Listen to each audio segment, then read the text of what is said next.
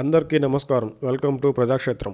Pawan Kalyan garu Janasena party అధినేతగా ఒక ప్రతిపక్ష పార్టీగా ప్రభుత్వ పనితీరుపై, అవినీతి అవకతవకల పట్ల ప్రజల తరపున పోరాటం చేయడం అటుంచితే, రాజకీయంగా పవన్ కళ్యాణ్ గారిని నిస్సంకోచంగా కిందికి లాగేవారు ఆయన మంచి కోరే వ్యక్తులు అనే ముసుగులో ఉన్నవారే మేము త్యాగం చేయాలని మాట్లాడడం ఒకంత ఆశ్చర్యం కలిగిస్తుంది.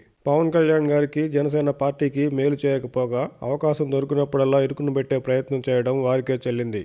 స్వయంగా పవన్ కళ్యాణ్ గారే జనసేన పార్టీ కేవలం కాపుల కోసం పెట్టలేదని పదే పదే చెప్తున్నప్పటికీ, జనసేన పార్టీపై కాపు ముద్ర వేయడానికి తెగ ప్రయత్నిస్తున్న కాపు పెద్దలు, అదే సమయంలో జనసేన పార్టీకి కానీ పవన్ కళ్యాణ్ గారికి కానీ రాజకీయంగా ఏ విధంగానూ ఉపయోగపడని కాపు పెద్దలు ఇప్పటి వరకు ఎక్కడా జనసేనకు అండగా ఉన్న సందర్భాలు లేకపోయినా, పవన్ కళ్యాణ్ గారిపై తరచుగా పెద్దరిక ముసుగులో ఆయనపై పెత్తనం చేయడానికి సలహాల పేరుతో తయారవడం వారికే చెల్లింది.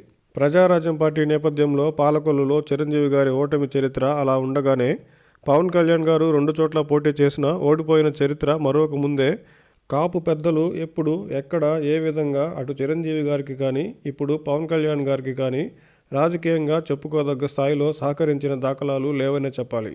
స్వయంగా పవన్ కళ్యాణ్ గారిని గెలిపించుకోలేని కాపు పెద్దలకు జనసేనకు 24 సీట్లు తక్కువని, ఇంకా ఎక్కువ సీట్లు తీసుకోవాల్సి ఉండేదని సలహాలు ఇవ్వడం ఏమిటో వారికే తెలియాలి. పవన్ కళ్యాణ్ గారు రాజకీయం ఎలా చేయాలో, ఎప్పుడు ఏ నిర్ణయాలు తీసుకోవాలో వారు చెప్పినట్టే చేయాలని కోరుకోవడం, అలా జరగని పక్షంలో దుమ్మెత్తిపోవడానికి ఏమాత్రం వెనుకాడని కాపు పెద్దలు ఆ వెంటనే ఇతర పార్టీల్లో ముందుగానే కుదుర్చుకున్న అవగాహనతో ఆ పార్టీల్లో చేరే నాయకులు, కాపు పెద్దలు జనసేన పవన్ కళ్యాణ్ గారిని విమర్శించడం ఏమిటో, ఇంతవరకు జనసేన కోసం పనిచేయని వారు, పవన్ కళ్యాణ్ గారికి అండగా ఉండని వారు, రాజకీయంగా జనసేన వెనుక అడుగులు వేయని వారు టీడీపీకి అధికారం కోసం జనసేన ఎందుకు వారితో కలవాలని, తామెందుకు త్యాగం చేయాలని ఎలా అడుగుతున్నారో వారికే తెలియాలి.